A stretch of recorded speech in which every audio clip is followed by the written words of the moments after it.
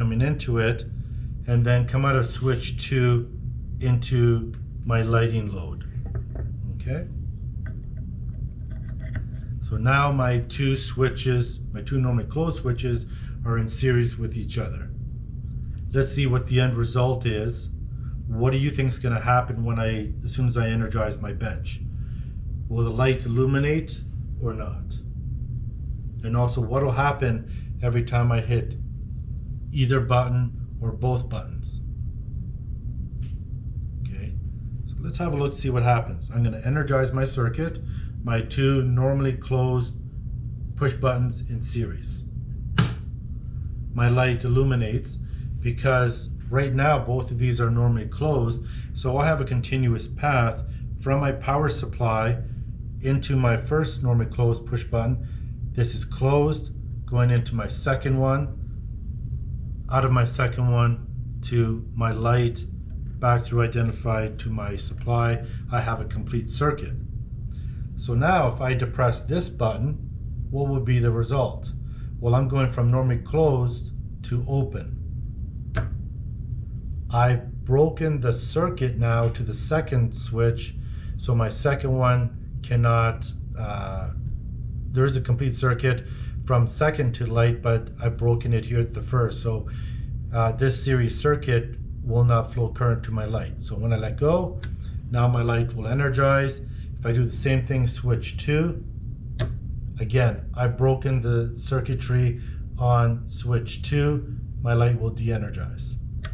Now what happens if I depress both buttons simultaneously? Let's have a look. Now there is no path. I actually have two breaks in my circuit.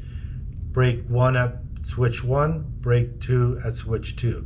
So no current goes to my light. Once I release my force, then I have a complete circuit to my light. Okay? So you should be able to have a schematic drawing of just that. I'm just going to de-energize. Now, the second part of procedure number 2 is asking we're asking you to draw this circuit with your switches in parallel. So I'm just going to take them apart and start from scratch again, from the beginning. Okay. So now I need to be able to connect two normally closed push buttons in parallel with each other to see what the result's going to be. So I need you to draw a schematic of what's going to happen. We'll verify it here. I'm taking my power supply into normally closed push button 1, input, and I'm also going to push button 2, input. So I'm feeding power into both normally closed push buttons simultaneously.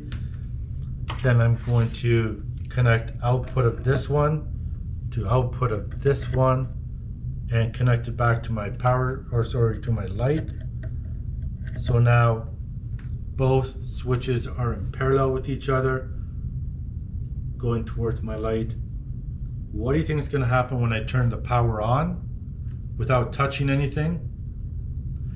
Then what's going to happen when I press switch number 1 in parallel, then let go? What happens when I hit push button 2 and then let go? And then what happens when I hit both of them simultaneously? What happens to my light? Okay, think about it. So let's go ahead and try it and see if we can verify what you are thinking is going to happen. So let's turn this on now.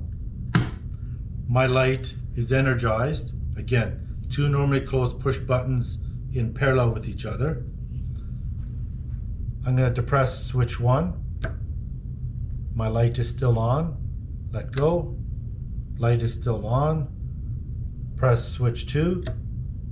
Light is still on. Let go. Light is still on.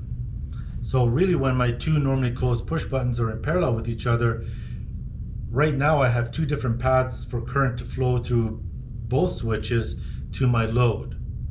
Even though I depress one at a time and open one switch, the other one is still closed. So if I depress this one, my path of current is through this guy to my light, If I depress this one, I have a complete circuit through this one because it's normally closed. So what happens if I hit both of these normally closed push buttons simultaneously? Let's have a look. When I hit them simultaneously, both of them now are open. If I let go of one or the other or both, I now should have a complete circuit to my light.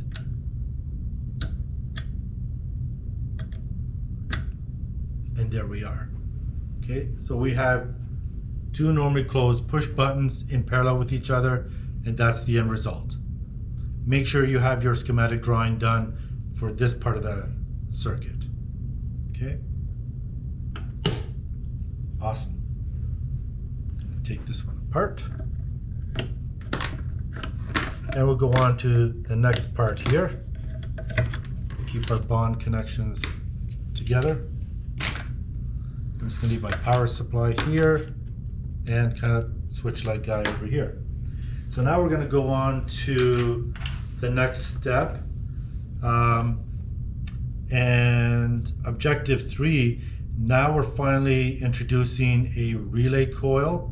And what we're going to do is we're going to use our 24 volt relay coil, which is our 248, and it is our 24 volt relay coil. So I'm going to take out the 120 volt and put in our 24 volt. So what we're going to actually do here is we are going to activate a 24 volt coil to control a 120 volt load. Okay, so this is just simulating using two different voltages, a lower voltage on the coil, a lower rated voltage coil, 24 volts, using 24 volts to control 120 volts. Okay, so our objective number 3, procedure 1, is saying draw a schematic with a normally open push button controlling a 24 volt relay coil and a set of contacts operating a 120 volt lamp. Okay, so we're going to use just one normally open push button here. So I'm just going to take this one aside, maybe a little bit later. So we're going to use the green as our normally open push button here. We have that connected away for continuity. Perfect. Okay. So we just need to run a bonding conductor from our base and just connect it to bond. So now we're all bonded together from our equipment. Perfect.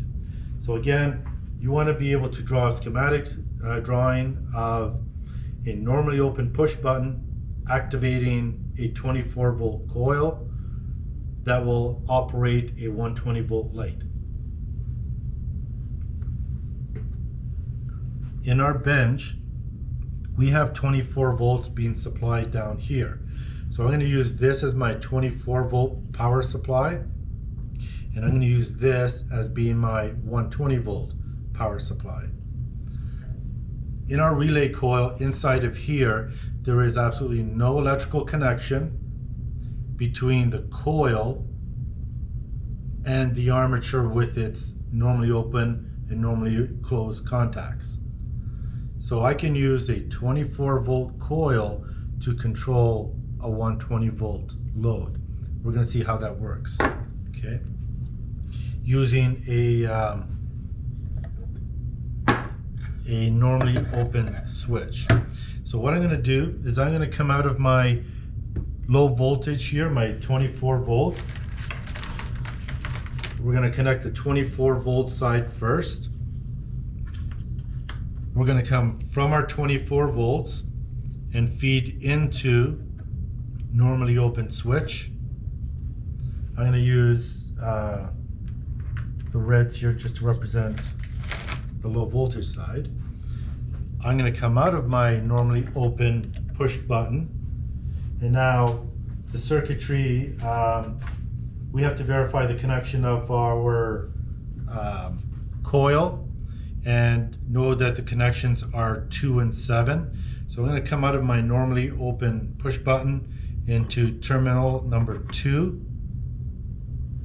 which I've done there, and then I'm going to come out of the other side of my coil, number 7 terminal, and complete my circuit back to my 24 volt power supply. Okay, so I've got terminal number 2, terminal number 7. I've just connected up the low voltage side. Okay, we want to be able to supply power to on the 120 volt. I'm going to take my 120 volt live conductor and connect it to one of my armatures in my relay coil. Okay, so as per your label, we know that 8 is a common connection. So I'm going to take my 120 volt ungrounded conductor, connect it to terminal number 8, but then I want to pick the normally open contact from armature common number 8 and know that the other side is going to be labeled as number 6. So if I come out number 6, it is a normally open side, and that's where I will connect my load onto number 6. Basically between 8 and 6 will control my load. From my load, I take my identified all the way back to my power supply.